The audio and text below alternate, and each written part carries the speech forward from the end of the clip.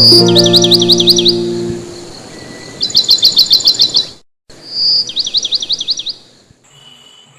நண்பர்களே. இன்னைக்கு நம்ம பார்க்க இருக்கிறது போன்சாய் எப்படி அன்வயரிங் பண்ணுறதுங்கிறத பற்றி தான்.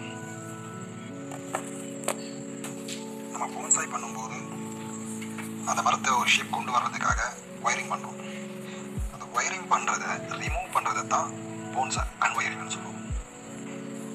இந்த அன்வயரிங் எப்போ பண்ணணும் அப்படின்னா, நம்ம அந்த கம்பியை கட்டியிருக்கோம் இல்லையா, அது கிளை மேலே ஒரு அழுத்தத்தை கொடுக்கும். ஒரு 6 மாதம் இல்லை ஒரு வருஷம் கழிச்சு நம்ம பார்க்கும்போது கிளைகள் நல்லா வறட்சி அடைஞ்சிருக்கும். அப்படி வறட்சி அடைஞ்ச கிளைகள் என்ன பண்ணணும்னா, அந்த கம்பி வந்து இருக்க ஆரம்பிக்கும் போது அதில் ஒரு அழுத்தத்தை கொடுத்துருக்கும். அந்த மாதிரி நேரத்தில் நம்ம அந்த கம்பியை ரிமூவ் பண்ணி ஆகணும்.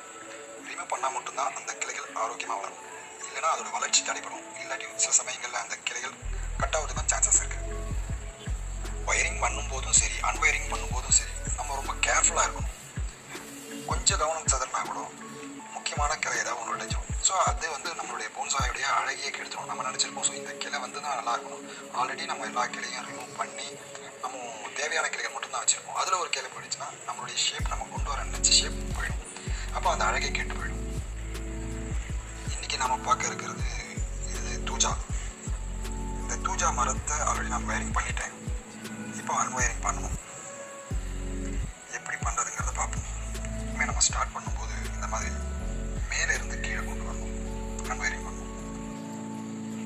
ஒயரிங் பண்ணும்போது கீழே இருந்து மேலே போகும். அந்த மாதிரி போகிறது ஆப்போசிட்டில் நம்ம வரணும். அப்போ தான் அந்த பிரான்ச்சஸ்க்கு எதுவும் சேதமடையாமல் இருக்கும். அதாவது கீழே இருந்து நம்ம மேலே போயிருக்கோம். அப்போ அந்த பக்கத்துலேருந்து வரும்போது இந்த பக்கம் ஒரு கிரிப் இருக்கும் பேஸ்மெண்ட்டில். இதுவே நம்ம கீழே இருந்து ஓப்பன் பண்ணோம்னாக்கா மேலே வந்து அந்த ஸ்ட்ரென்த் கிடைக்காது. அந்த மாதிரி நேரத்தில் பிரான்ச்சஸ் உடையும். அதனால் நம்ம எப்படி பண்ணுறோமோ, ஃபஸ்ட்டு எந்த ஒயர் போடுறோமோ அது லாஸ்ட்டாக ரிமூவ் பண்ணணும். லாஸ்ட்டில் போடுற ஒயரை ஃபஸ்ட்டாக ரிமூவ் பண்ணணும். ஸோ அந்த மாதிரி ரிவர்ஸில் பண்ணிட்டு வரும்போது நமக்கு எந்த ஒரு ப்ராப்ளமும் இருக்காது.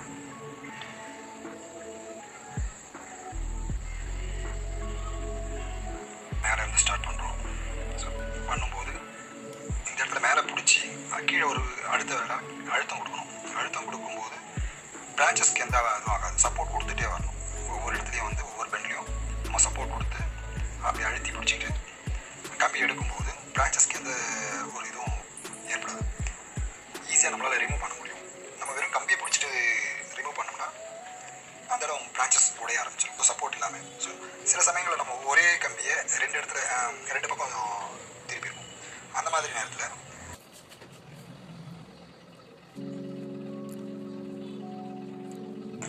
இந்த எண்ட்லேருந்து பேஸ்மெண்ட்லேருந்து அந்த பக்கத்துலேருந்து ரிமூவ் பண்ணிட்டு வரணும். ஸோ அந்த டாப்லேருந்து நம்ம ரிமூவ் பண்ணிட்டு வந்துட்டு இந்த கம்பியை ரிமூவ் பண்ணலாம். ஸோ கீழே இருந்து மேலே போகக்கூடாது. எப்பயுமே அந்த மிஸ்டேக் பண்ணிடவே கூடாது. ஸோ மேலேருந்து நம்ம அந்த ஒயரை ரிமூவ் பண்ணிகிட்டே வருவோம். ஸோ ரிமூவ் பண்ணும்போது ரொம்ப கேர்ஃபுல்லாக பண்ணணும். ஏன்னா மைனூட்டாக இருக்கிற இந்த பிரான்ச்சஸ்லாம் உடைய ஆரம்பிச்சிடும். கொஞ்சம் அழுத்தி பெண்ட் பண்ணாலும் அது உடஞ்சிடும். ஸோ நமக்கு அலுமினியம் ஒயரை யூஸ் பண்ணுறது பெஸ்ட்டாக இருக்கும். ஏன்னா அதுதான் கொஞ்சம் சாஃப்டாக இருக்கும். பிரான்ச்சஸ்க்கு எதுவும் ஸ்பாயில் பண்ணாது.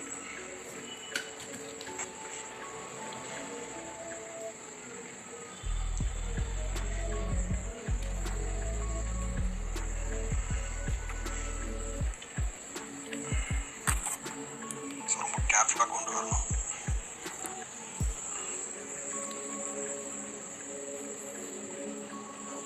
ஸோ எந்த ஒயர் முதல்ல போட்டிருக்கோம், எந்த ஒயர் பின்னாடி போட்டோங்கிறது தெரிஞ்சால் மட்டும்தான் நம்மளால் ஒயர் அன்வயரிங் பண்ணுறது கொஞ்சம் ஈஸியாக இருக்கும்.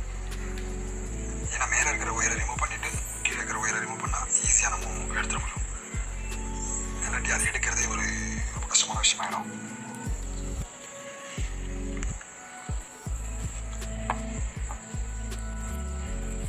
அவ்வளோதான், ரெண்டு பக்கமும் ரிமூவ் பண்ணியாச்சு. ரிமூவ் பண்ணி எடுத்து சென்டரில்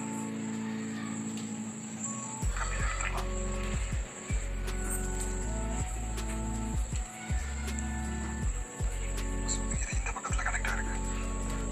அந்த கம்பி எடுத்து இப்போ இந்த ஒயர் வந்து இந்த டாப்ல இருந்து கொண்டு வரணும்.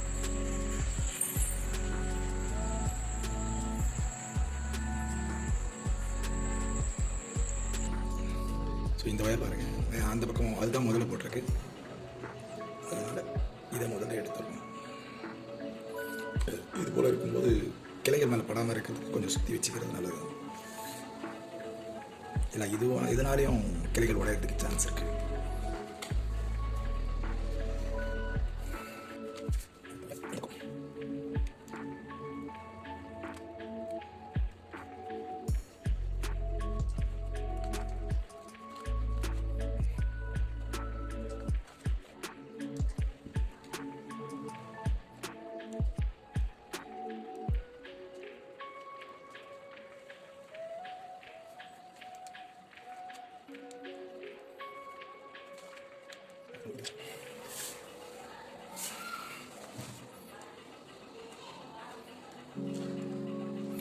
இங்கேருந்து ஸ்டார்ட் ஆகுது.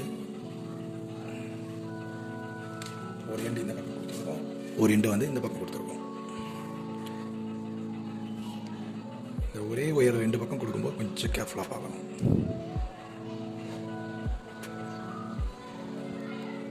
இதை இங்கேருந்து நம்ம பிரிக்க ஆரம்பிச்சோம்னாக்கா இந்த இடத்துக்கு வரும்போது ரொம்ப கஷ்டமாயிடும். ஸோ இந்த இடம் ரொம்ப தின்னாக இருக்கும். தின்னாக இருக்கிற இடத்துல ரிமூவ் பண்ணும்போது பேலன்ஸ் கிடைக்காது. ஸோ ஒயர் சுற்றுற மாதிரி இருக்கும். அந்த ஒயர் ரிமூவ் பண்ணும்போது கிளைகள் உடைஞ்சிரும். அதனால் இப்போது இங்கேருந்து ரிமூவ் பண்ணும்போது இந்த இடம் நமக்கு சப்போர்ட் இருக்கும்.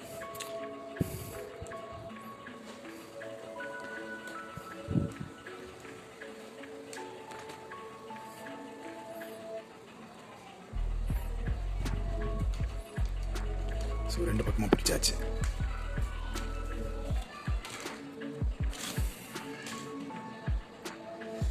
அடுத்தது கடைசியாக இந்த ஒயர்.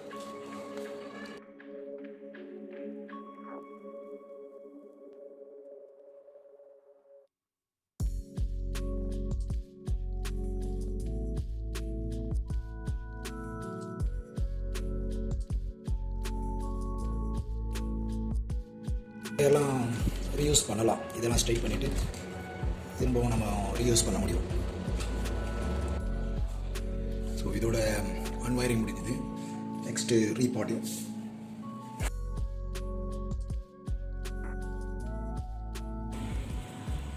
ரீபாட்டிங் எப்படி பண்ணுறதுங்கிறத பற்றி அடுத்த வீடியோவில் போடுறேன்.